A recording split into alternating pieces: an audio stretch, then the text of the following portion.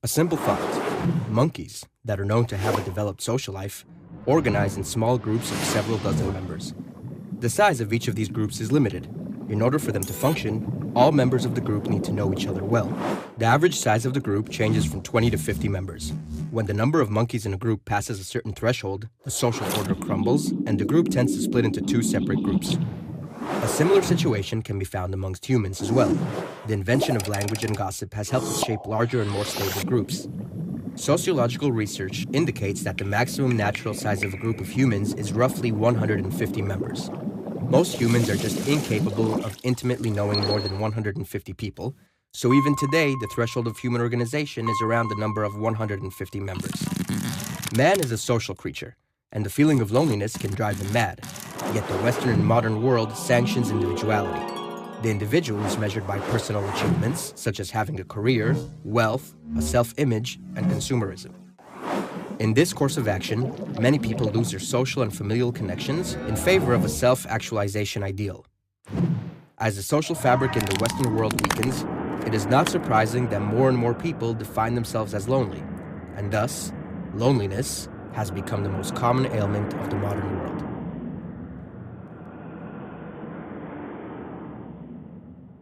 One of the possible reasons for this ailment is the online social network. In a world where time is money, in which our surroundings heavily pressure us to achieve more and more, our social life becomes tainted and more demanding than ever before.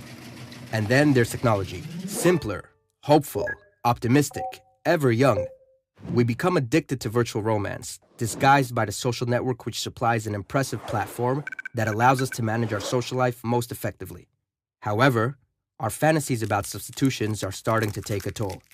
We're collecting friends like stamps, not distincting quantity versus quality, and converting the deep meaning and intimacy of friendship with exchanging photos and chat conversations.